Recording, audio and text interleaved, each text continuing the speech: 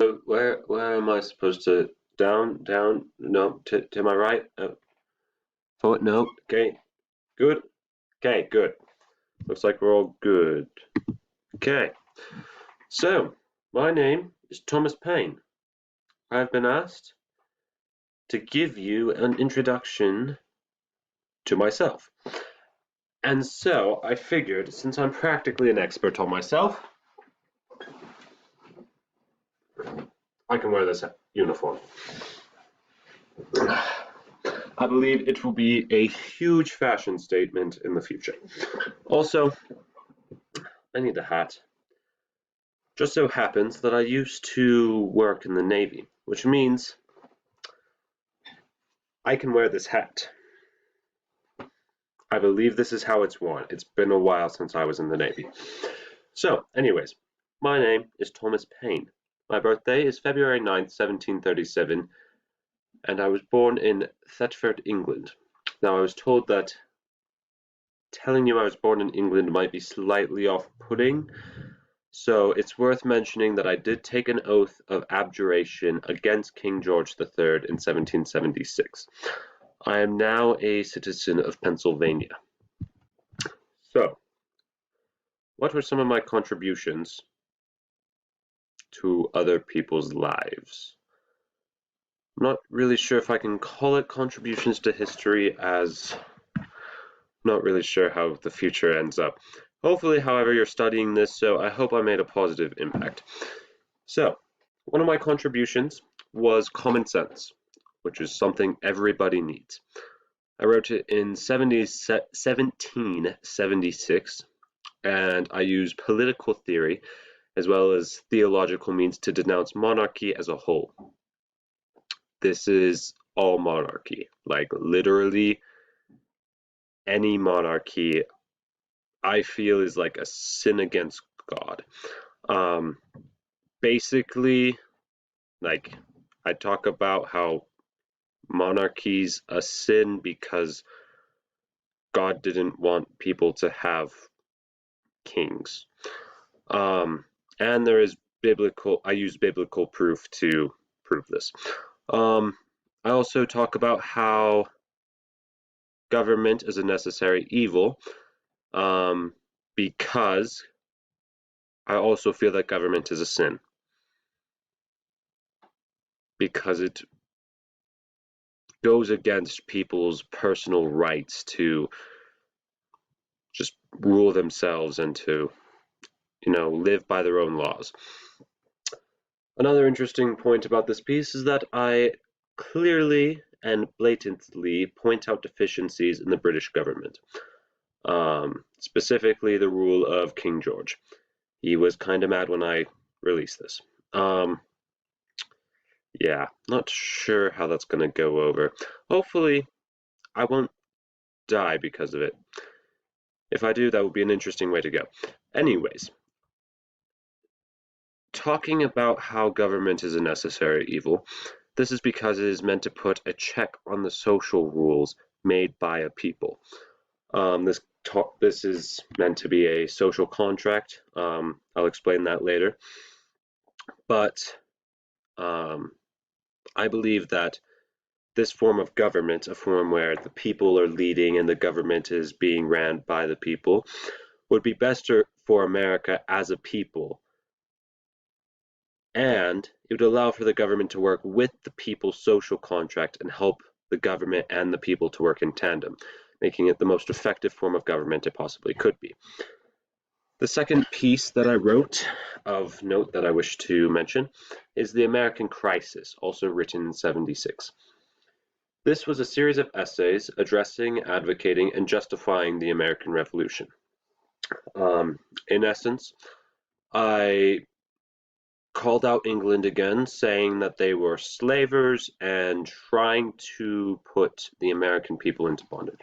Sorry, my nose is very itchy and I don't have a tissue nearby. This series of essays was so inspiring to General Washington, my dear friend, that he demanded that it be read to the troops at Valley Forge. Um, Again, the first few paragraphs of the first essay call out the British government. I also make it clear that we cannot take this struggle for granted.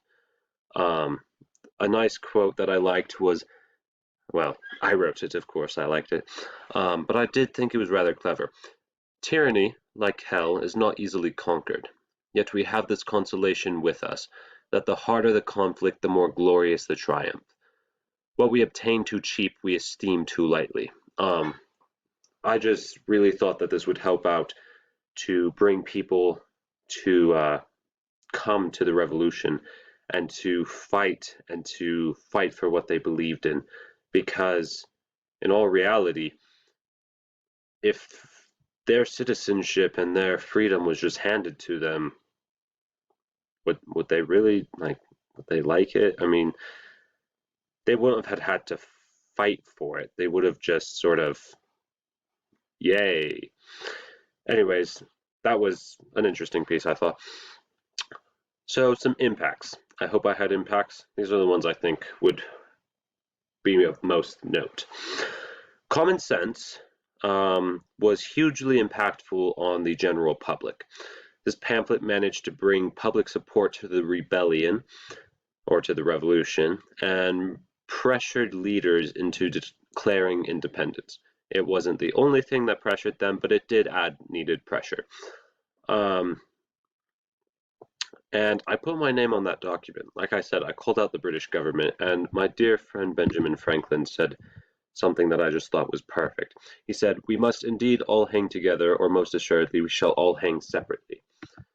And I just thought this was really cool because he said that at a time when he needed the states to come together. Like, wait, states.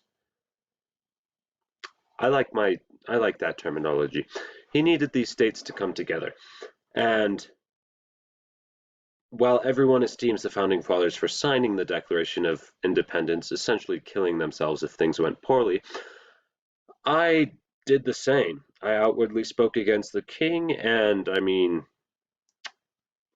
if things go poorly, I'm next. So that's a happy thought. But here we go. Wait, we've been going. That was a fallacy in my own logic. Anyways, a couple of my influences were, like I said, my dear friend Franklin, Montesquieu, and Rousseau. I definitely said that wrong, which is slightly ironic because I later go on and wait. I plan on going on and helping with the French Revolution. The fourth is Locke, John Locke. So three of these men, specifically Montesquieu, Rousseau, and Locke, are political philosophers who helped, or their thoughts helped me rather, that their thoughts helped me. Okay, I think I'm going to get it this time. Their thoughts helped me to form my thoughts. There we go. So Montesquieu outlined three forms of government. This would be policing, jurying, and lawmaking. He also mentions how if one person holds the lawmaking and judging or jurying or whatever word you want to use for it, that man would essentially become a tyrant. Rousseau, however you say it, talks about the social contract. This social contract basically states that people form their own set of rules within a social structure, and then any deviance from those rules within an area are required to be punished, or that error is required to be made known to that person. So if a group of people believe that they should fight against the government and one person says, no, we shouldn't do that, the rest of the people would be like, hey man, that's messed up. John Locke was known for saying, or for talking about life, liberty, and property, and specifically how those are basic rights that any man and every man deserve. And he also refuted the divine right of rule, which was kind of gutsy for him since he is an Englishman. Kind of surprising, but Hey, I guess the founding fathers and I aren't the only ones who signed our own deaths away. So there's a couple of people who influenced me, specifically their political philosophies, and that's just a little bit of my life. I was married. My first wife died. That's very sad.